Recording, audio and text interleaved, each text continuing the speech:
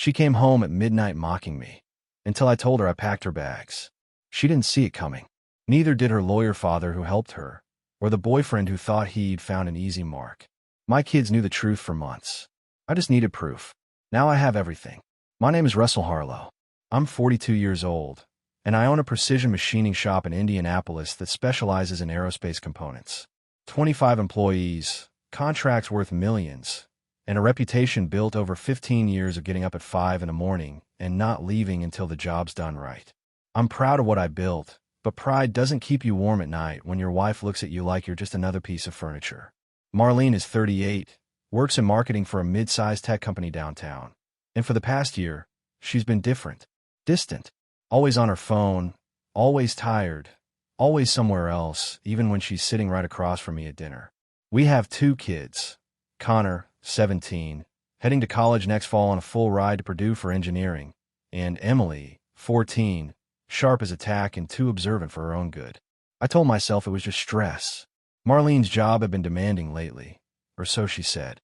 Late nights at the office, weekend conferences, emergency client calls that somehow always happened when I needed to talk to her about something important. I chalked it up to her climbing the corporate ladder, maybe going through some midlife thing. I gave her space. I trusted her. That was my first mistake. The second mistake was not paying attention when Emily stopped hugging her mother goodnight. Kids sense things adults rationalize away. Emily would kiss me on the cheek every evening before bed, but she'd just nod at Marlene from across the room. When I asked her about it one night, she shrugged and said, "Mom's always busy, Dad. Why bother?" Connor wasn't much better. My son, who used to tell his mother everything, started keeping to himself. He'd talk to me about college plans, his robotics team, his part-time job at the hardware store, but around Marlene, he went quiet. I noticed but didn't push. Teenagers go through phases, right? Wrong. The third mistake was ignoring my gut when Marlene started working out obsessively, buying new clothes, changing her perfume to something I'd never smelled before. She said she wanted to feel good about herself, that she'd let herself go and needed a change. I supported her, bought her a gym membership, told her she looked great, never questioned why she suddenly cared so much about her appearance after years of sweatpants and ponytails. I was a fool. It all started unraveling 3 weeks ago when I came home early from a site inspection and found Marlene on the back porch, laughing into her phone in a way she hadn't laughed with me in years. She didn't hear me pull into the driveway. I stood in the kitchen, listening through the screen door as she whispered, I know. Just a few more months, and we won't have to sneak around anymore." My stomach dropped. She turned around and saw me standing there. Her face went pale for half a second before she plastered on a smile and said it was just her friend Jenna from work, talking about some inside joke. I wanted to believe her. God, I wanted to believe her. But something in her eyes told me she was lying. That's when I stopped ignoring the warning signs and started paying attention. Emily came to me on a Tuesday night. I was in the garage, running diagnostics on a prototype valve assembly for Boeing, when I heard the side door open. She stood there in her pajamas, holding her phone, looking like she'd been crying. "Dad, we need to talk." I set down my tools and pulled up a stool for her. Emily sat down, took a deep breath, and said the words that changed everything. "Mom's cheating on you." My first instinct was denial. My 14-year-old daughter didn't know what she was talking about. She was misinterpreting something. But then she unlocked her phone and showed me a folder containing 47 audio recordings. "I've been recording her phone calls for 3 months," Emily said quietly, her voice shaking.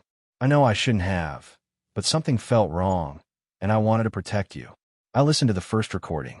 Marlene's voice, bright and flirtatious in a way I hadn't heard directed at me in years, talking to someone named Chad. They discussed hotels, weekend trips, how much longer they'd have to play it safe before she could leave me. The second recording was worse. Marlene laughing about how clueless I was, how I'd never suspect anything because I was too busy with my little machine shop to notice what was happening under my own roof. The third recording made me physically ill. She was talking about the $85,000 I'd saved for Connor's college expenses, the money I'd been setting aside since he was born. She told Chad it would make a perfect investment in his consulting business once the divorce was finalized. Emily watched me process all of this, tears streaming down her face. "I'm sorry, Dad. I wanted to tell you sooner, but I was scared. Connor knows too. He saw Mom with that guy at the mall 6 months ago, but he didn't know how to tell you either. 6 months. My kids had been carrying this burden for 6 months while I walked around oblivious. I pulled Emily into a hug and told her none of this was her fault. Then I asked her to send me all the recordings. She did, and I transferred them to a secure drive that night. Connor came downstairs around midnight and found me sitting at the kitchen table, staring at my laptop.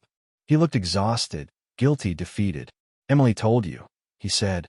It wasn't a question. I nodded. My son sat down across from me and started talking. He told me about seeing Marlene at the Castleton Square Mall last October, walking hand in hand with a man he didn't recognize. He confronted her about it later, and she'd spun some story about it being a colleague helping her pick out a gift for me. Connor knew it was a lie, but he didn't want to destroy our family based on a hunch. "I should have told you," Connor said, his voice breaking. "I was a coward." "No," I told him firmly.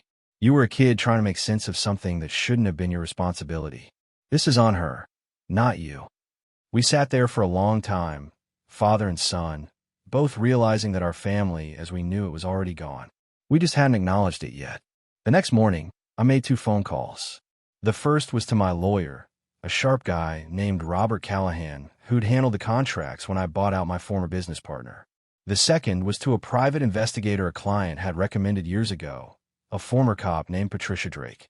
I was done being blind. It was time to see exactly what Marlene had been hiding. Patricia Drake was everything I needed in an investigator. No nonsense, thorough, and fast. Within 48 hours, she confirmed what Emily's recordings had already told me. Chad Stevens, 40 years old, divorced twice, ran a so-called consulting firm that was barely legitimate, and had a history of targeting married women with money. Patricia handed me a folder containing surveillance photos. Marlene and Chad at restaurants I couldn't afford on date nights we never had anymore. Them checking into the Marriott downtown. Them walking through Broad Ripple, holding hands like teenagers. "There's more," Patricia said, sliding another document across her desk. "Your wife took out a home equity line of credit 3 months ago. $240,000 against your house. She forged your signature on the paperwork." My hands went numb. "That's impossible. I never signed anything." "I know. I've already contacted the bank and filed a fraud report. They're investigating, but this is going to get messy. She used that money to buy Chad a car and put a down payment on a condo in his name." I sat there processing the fact that my wife hadn't just betrayed me emotionally. She'd stolen $250,000 and put my business assets at risk. Patricia leaned forward. "Russell, I need you to understand something. This woman isn't just having an affair. She's systematically planning to destroy you financially while building a life with someone else. You need to act fast." I went home that night and waited. Marlene had texted earlier, saying she'd be home late from a client dinner. I knew exactly where she was. Patricia had already confirmed she was at a hotel bar with Chad. I packed her belongings methodically. Clothes, toiletries, shoes, everything that was hers went into 3 large duffel bags. I set them by the front door and sat down on the couch with a cup of coffee, waiting. She came home at midnight.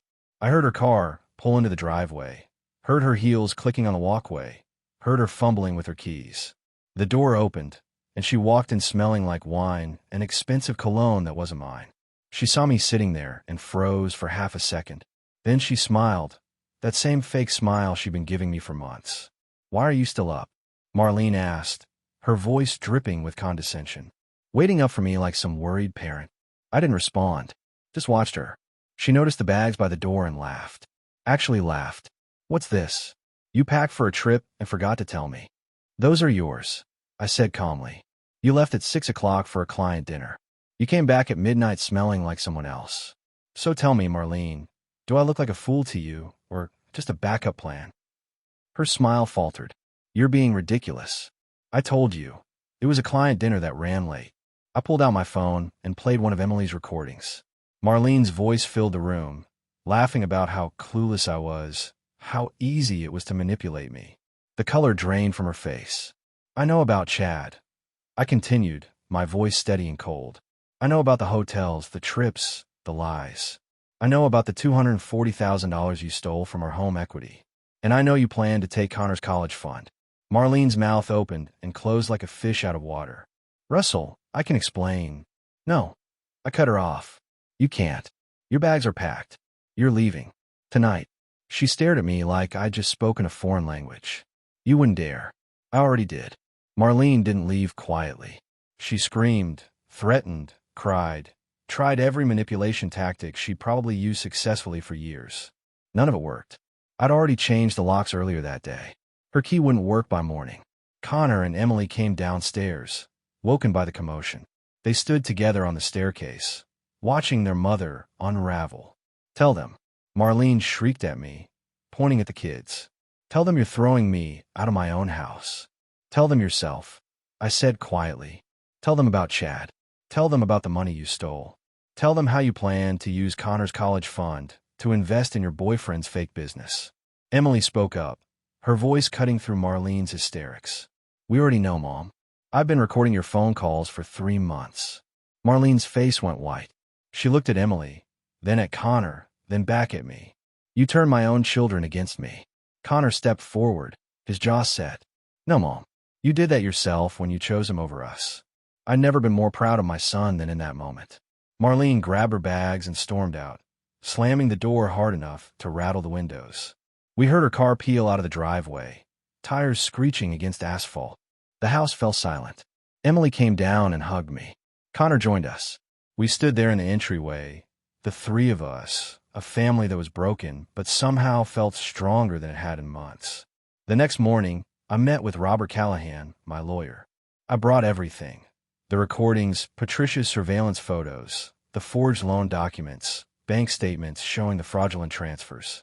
Robert reviewed it all and let out a low whistle. Russell, this is one of the worst cases of marital fraud I've seen in 20 years. She's going to face criminal charges for the forgery alone. I want full custody of the kids, I told him, and I want every penny she stole returned. You'll get it, Robert assured me. With this evidence, she doesn't have a leg to stand on. He paused, studying me. There's something else you should know. I did some digging into Chad Stevens. He's not just a bad boyfriend. He's a con artist with outstanding warrants in 2 states for financial fraud. Your wife wasn't just cheating.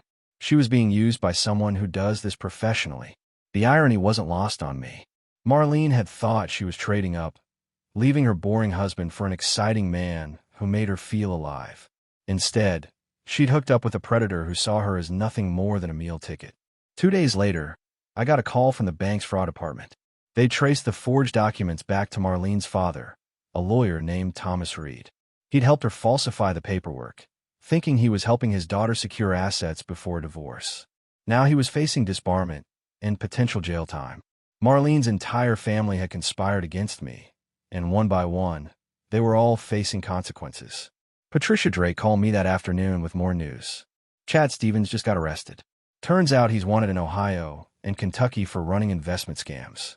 The FBI picked him up this morning. Everything was falling apart for them, and I felt absolutely nothing. Marlene didn't go quietly. She moved in with her parents, and within 24 hours, I started receiving threatening texts from her father, Thomas Reed. He was a lawyer, used to intimidating people, and he thought he could bully me into backing down. You're making a huge mistake, Russell. Drop this nonsense, or I'll bury you in court. I forwarded every message to Robert Callahan, who found them hilarious. He's panicking, Robert told me over the phone. The bank's fraud investigation has him sweating bullets. He knows he's facing disbarment for helping Marlene forge those documents. 3 days after I kicked Marlene out, Patricia Drake called with an update. Chad Stevens made bail, but here's the interesting part. He immediately tried to contact Marlene. She refused his calls. Looks like she's finally realizing he was using her. Good, I said flatly. There's more. I followed up on those recordings your daughter made. In one of them, Marlene discusses trying to get you fired from your own company. She was going to file false harassment claims with your aerospace clients, create enough doubt that they'd pull their contracts. My blood ran cold. My business wasn't just my livelihood. It was my reputation, built over 15 years of precision work and reliability. She'd been willing to destroy all of that out of spite. I've already reached out to your major clients, Patricia continued. Gave them a heads up about potential false allegations. They appreciated the transparency. Boeing's procurement officer said, and I quote, Russell Harlow has more integrity in his little finger than most people have in their entire body. That meant more to me than Marlene could ever understand. Connor came home from his part-time job that evening and found me in the kitchen, making dinner for the three of us. It was something I started doing more often since Marlene left. Simple meals, nothing fancy, but we ate together as a family. "Dad, I got my acceptance letter from Purdue today," Connor said, sliding the envelope across the counter. "Full scholarship for mechanical engineering. They're even covering room and board." I pulled him into a hug. "I'm so proud of you, son." Emily looked up from her homework. "Does this mean Mom can't steal the college money now?" "She never could," I assured her. "The account was in my name only. She just thought she'd be able to access it during the divorce. Robert already froze all joint assets." We sat down to eat, and for the first time in months, dinner felt normal. We talked about Connor's plans for college, Emily's upcoming volleyball tournament, my new contract with a defense contractor. Nobody mentioned Marlene. Later that night, Rebecca Cole knocked on my door. My neighbor had been watching the situation unfold from across the street, and she'd offered to help with the legal paperwork pro bono when she heard what Marlene had done. "I wanted to give you an update," Rebecca said, stepping into my living room. "The fraud investigation moved fast. The bank confirmed your signature was forged. They're pressing criminal charges against both Marlene and her father." I nodded slowly. "What does that mean for me?" "It means the debt is void. You're not responsible for that $240,000. The bank is going after the Reeds for it, and they'll likely seize assets to recover the funds. Your house is safe." The relief that washed over me was physical. I'd been carrying the weight of that fraudulent debt for days, wondering how I'd manage to pay it back while keeping my business afloat. Rebecca hesitated, then added, "There's something else. I've been your neighbor for 2 years now, Russell. I watch you leave for work every morning at 5 a.m. Come home and help your kids with homework, maintain your house, be a good father. And I've watched Marlene treat all that like it meant nothing." She paused, choosing her words carefully. "What I'm trying to say is, you deserve better than what she gave you. Don't let this make you forget that." I looked at Rebecca, really looked at her for the first time. She was intelligent, kind, and had just spent hours helping me navigate legal documents without asking for anything in return. "Thank you," I said quietly, "for everything." She smiled. "That's what neighbors are for." Marlene's mother, Patricia Reed, called me a week later. Unlike her husband's threatening messages, her voice was quiet, almost broken. "Russell, I need to talk to you about something. Can we meet somewhere private?" I agreed to meet her at a coffee shop downtown, curious about what she wanted. Patricia showed up looking like she'd aged 10 years in the past week. She sat across from me, ordered nothing, and got straight to the point. "I didn't know what Thomas and Marlene were planning," she began. "I knew about the affair, and I should have told you, but I didn't know about the fraud until the bank contacted us." I said nothing, waiting. Patricia pulled out an envelope and slid it across the table. "These are documents I found in Thomas's office. He wasn't just helping Marlene forge loan papers. He was advising her on how to hide assets, how to manipulate custody evaluations, how to destroy you financially and take the children." I opened the envelope. Inside were legal strategies, character assassination plans, even a draft motion to paint me as an unstable, potentially dangerous parent. They'd planned to use my work hours against me, claim I was neglectful, suggest my precision machining business exposed the children to industrial hazards. "Why are you showing me this?" I asked. "Because it's wrong," Patricia said, tears forming in her eyes. "I raised my daughter better than this. Or at least I thought I did. Thomas enabled her worst impulses, and now they're both facing criminal charges. Our family is destroyed, and it's all because Marlene couldn't appreciate what she had." She looked at me with genuine remorse. "You were a good husband, Russell. You worked hard, provided for your family, loved your children. Marlene threw that away for a con artist who saw her as nothing more than an ATM with legs." I didn't know what to say. This woman had watched her daughter destroy our marriage and said nothing, but at least she had the courage to face me now. "Connor and Emily are good kids," Patricia continued. "They shouldn't lose their grandmother because their mother made terrible choices. I'm asking if I can still be part of their lives." I considered this carefully. Emily had always been close to her grandmother. Connor less so, but he respected her. "That's up to them," I finally said. "If they want to maintain a relationship with you, I won't stand in the way. But Thomas is done. He helped orchestrate an attack on our family, and I won't expose my children to that." Patricia nodded, accepting the boundary. That's fair. Thomas and I are separating. I can't stay married to a man who would help our daughter commit fraud. She stood to leave, then turned back. One more thing. Marlene is pregnant. The words hit me like a physical blow. What? She's 8 weeks along. She claims it's yours, but the timeline doesn't add up based on when you two were last together. I think it's Chad's, and she's going to try to use it as leverage to get you to drop the divorce proceedings. My mind raced. If Marlene was pregnant with Chad's child while still legally married to me, she could try to claim I was the father, manipulate custody arrangements, complicate everything. Robert needs to know about this immediately, I said, already pulling out my phone. Patricia nodded. I figured you'd say that. I'll testify if needed. I'm done protecting her lies. As she walked away, I sat in a coffee shop processing this new development. Marlene wasn't just fighting to save herself anymore. She was fighting for a future with a child that might belong to a federal fugitive. This was far from over. Marlene's parents were celebrating their 40th wedding anniversary with a large party at the country club. It was supposed to be a celebration of their enduring marriage, ironically scheduled 3 weeks after I kicked their daughter out of my house. Patricia Reed called me personally to extend an invitation. I know it's awkward, Russell, but Thomas doesn't know I'm inviting you. The kids should be there for their grandparents' milestone, and you're still their father. I accepted, but not for the reason she thought. The party was lavish, over 100 guests in the ballroom, champagne flowing, a live band playing standards from the 60s. Connor and Emily came with me, both dressed nicely, both looking uncomfortable. Marlene was there with her father, acting like the dutiful daughter, smiling for photos and pretending everything was fine. She saw me walk in, and her face went white. Thomas Reed started toward me, probably planning to throw me out, but Patricia intercepted him with a hand on his arm and a whispered warning I couldn't hear. I wasn't there to cause a scene. I was there to deliver truth. Robert Callahan had prepared a document, perfectly legal, perfectly devastating. It was a detailed accounting of Marlene's fraud, her affair, the forged loan documents, her father's involvement, and the criminal charges they were both facing. All facts, all provable, all public record. When Patricia stood to make a toast of 40 years of marriage, I waited until she finished. Then I stood, holding a microphone the band director handed me after I'd explained what I needed. I'd like to say a few words. I began, my voice calm and steady. The room went silent. Marlene was shaking her head, mouthing no, at me from across the room.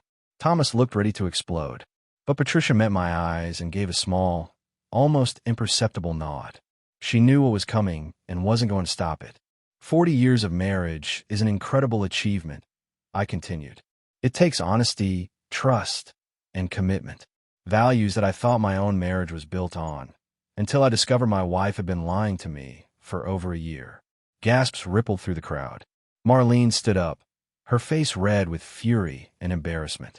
I'm not here to air dirty laundry or seek revenge, I said, looking directly at her. I'm here because these people deserve to know the truth about the family they're celebrating tonight. I gestured to Connor and Emily, standing by my side. These two incredible kids found out about their mother's affair months before I did. They carried that burden in silence, trying to protect me. Emily recorded phone conversations where Marlene discussed stealing the college fund I'd saved for Connor. Connor witnessed his mother with her boyfriend at the mall and was told to lie about it. The room was dead silent now. You could hear people breathing. Thomas Reed, the man you're honoring tonight as a devoted husband and father, helped his daughter forge my signature on loan documents to steal $240,000 from our home equity. He's currently under investigation for fraud and facing disbarment. Thomas lunged forward, but two of his law partners grabbed him and held him back. I pulled out a folder and held it up. This contains bank records, surveillance photos, phone recordings, and legal documents proving everything I just said. It's all public record. Anyone who wants copies can contact my attorney, Robert Callahan. Marlene was crying now, ugly sobs that shook her whole body. Her friends were staring at her in shock and disgust.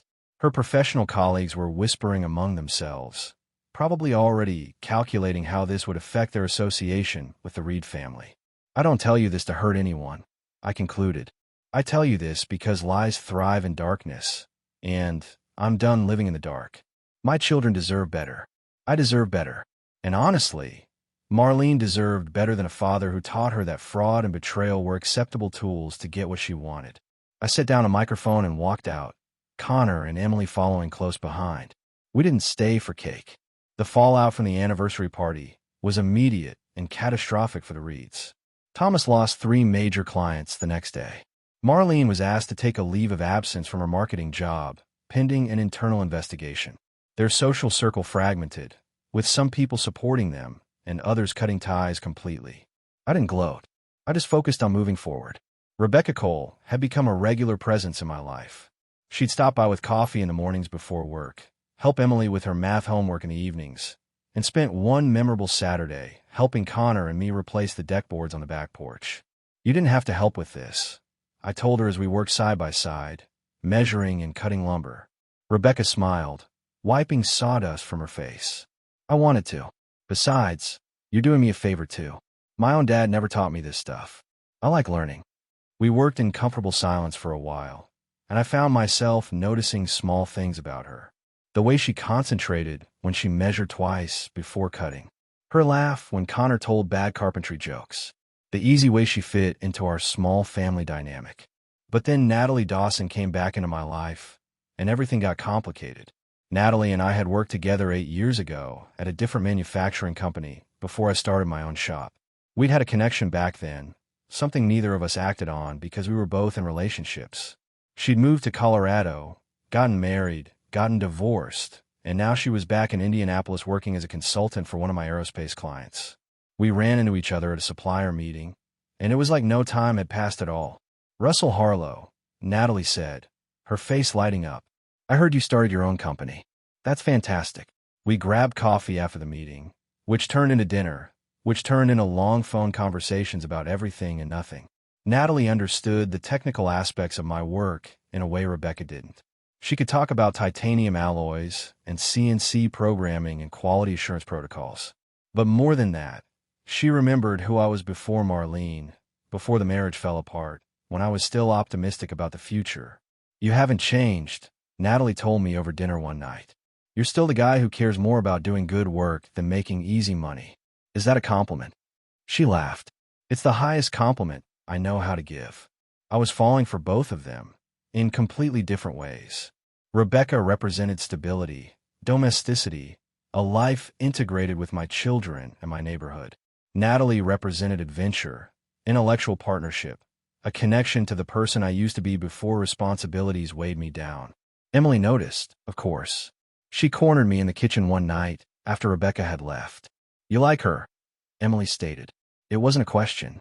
Rebecca's a good friend. Dad, I'm 14, not stupid. You look at her the way you used to look at Mom before everything went bad. Emily paused. But you look at Natalie differently. Like she reminds you of something you lost. My daughter was too perceptive for her own good. I don't know what I'm doing, I admitted. It's too soon. I'm still married technically. I shouldn't be thinking about any of this. Emily hugged me. You're allowed to be happy, Dad. After everything Mom put you through, you deserve to find someone who actually appreciates you. What if I don't know who the right person is? Then take your time figuring it out. Both of them seem nice. Just don't rush into anything because you're trying to fill a whole Mom left. Wise words from a 14-year-old. Connor had his own opinion. Rebecca's solid, Dad. She's here. She's stable. She cares about us. Natalie's cool, but she just got back to town. What happens if she gets another job offer somewhere else? Both kids raised valid points, but neither could tell me what my heart wanted because I didn't know myself.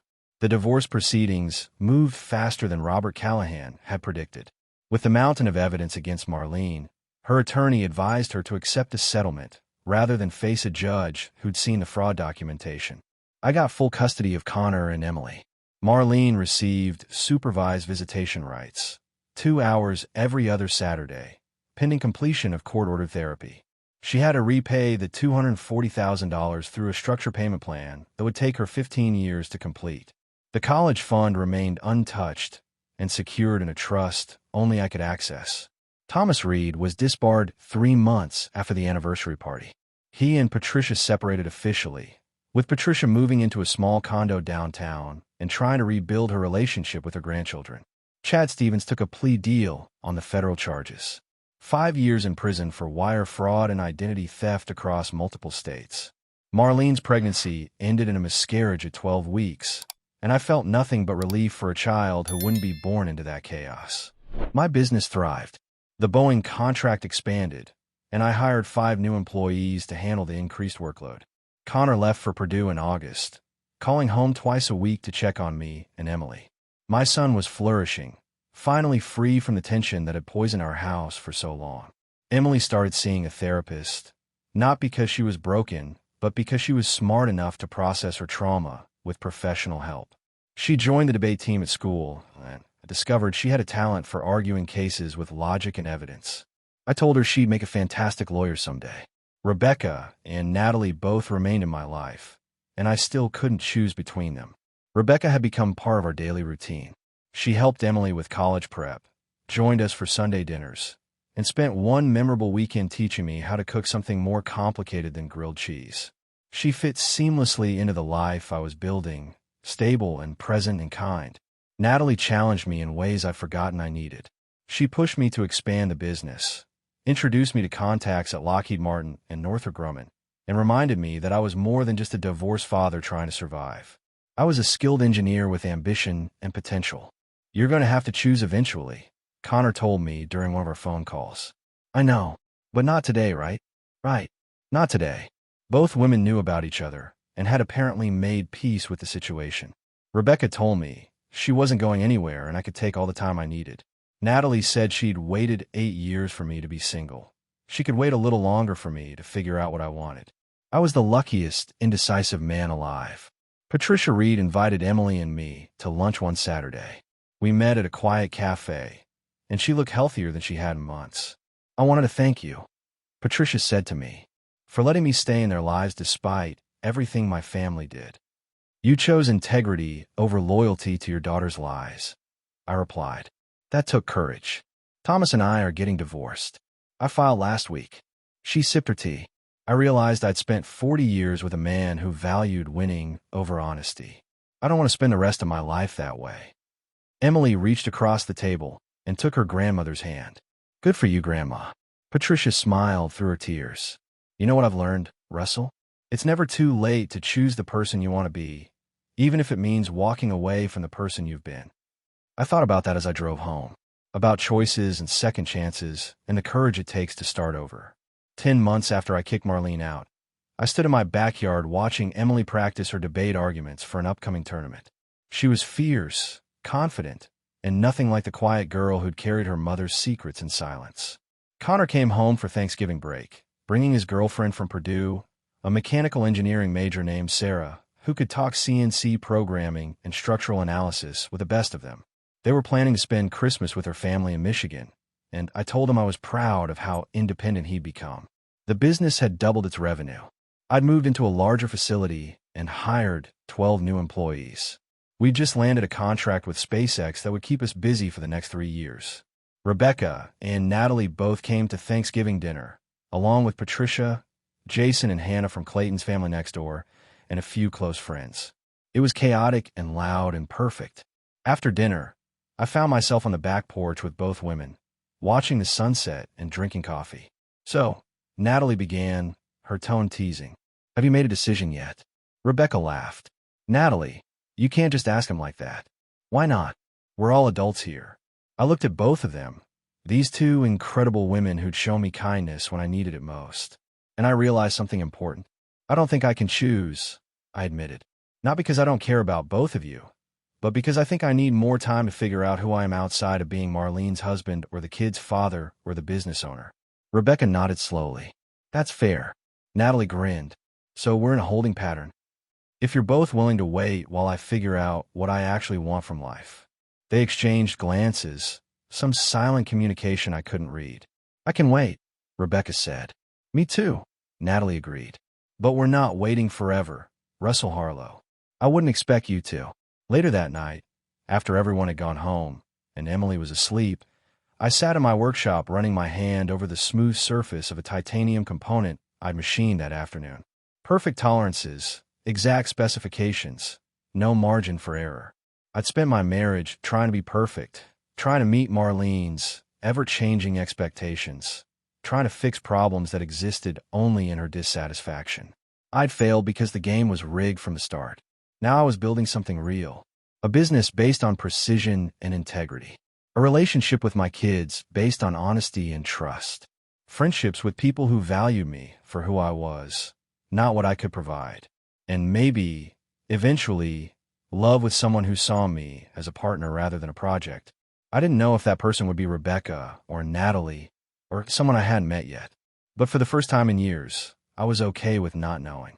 I was okay with just being Russell Harlow, 42 years old, owner of a precision machining shop, father to 2 incredible kids, and a man who'd survived betrayal and come out stronger on the other side. I looked up at the night sky through the workshop window and smiled. Thank God for sending good people into my life after so many years with someone who never deserved me. The future was uncertain, but it was mine, and that was enough.